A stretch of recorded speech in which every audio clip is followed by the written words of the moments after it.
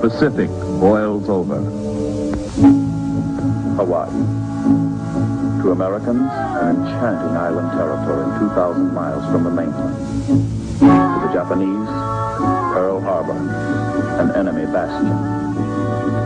For 2 years, Europe has been at war.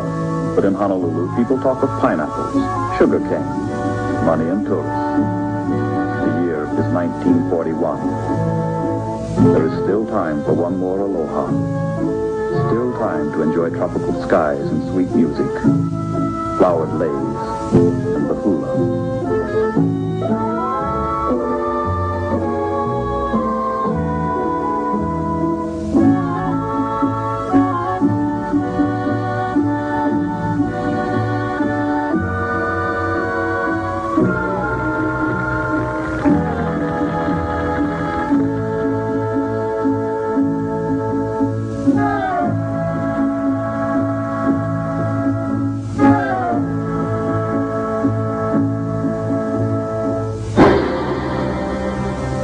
On another Pacific island, beyond the international dateline, events which will change the course of history are maturing with reckless rapidity. Tokyo, the brain of the Japanese Empire, looks brisk, efficient, modern, as is proper for the capital of the most thoroughly industrialized nation in the East. Simultaneously, two opposed levels of culture exist side by side, Oriental and Occidental. Social, economic, and religious ideas from an isolated past survive with superimposed industrial methods and Western ways. The face of Japan is baffling. A strange mixture of the very ancient with the brand new.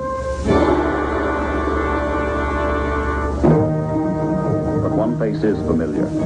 The world has learned to recognize aggression. Japan is marching. Techniques she has learned so well from the West are harnessed into ideas cultivated in the East.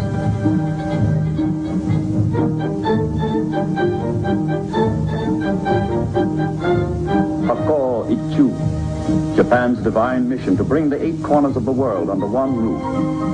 Bushido, the sacred code of the warrior, the glory of conquest. First, Japan conquered Manchuria. Later, she struck China.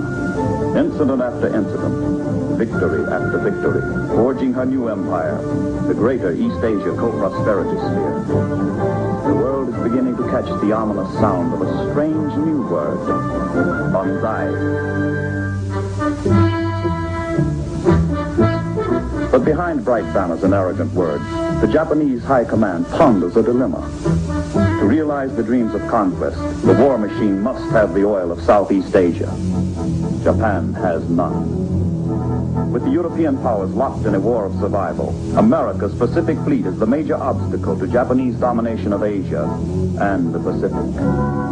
The ruling militarists hatch a faithful plan to eliminate the obstacle. Sink the United States Navy.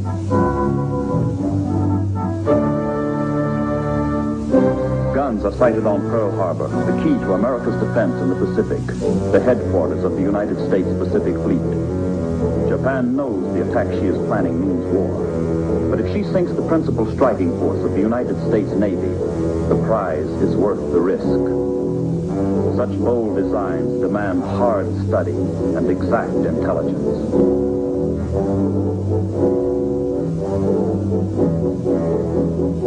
The Hawaiian Islands are scrutinized, especially Oahu, with its principal targets.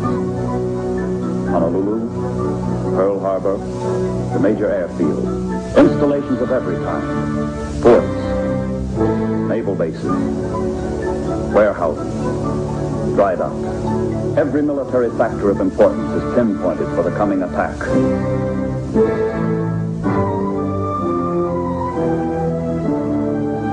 But the heart of the assault will center on Ford Island in the middle of Pearl Harbor, around which the American fleet is moored.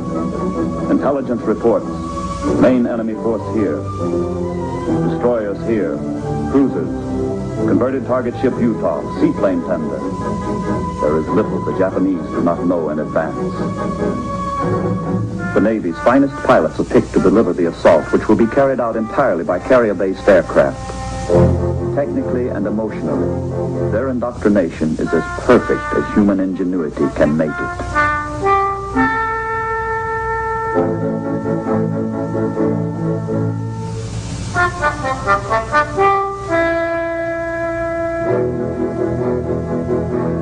late October 1941, dress rehearsals for the attack are secretly staged over terrain chosen for its resemblance to Pearl Harbor. Air crews hold repeated, highly realistic maneuvers, perfecting their teamwork, practicing approaches, sharpening their marksmanship. Plans and decisions become orders and action.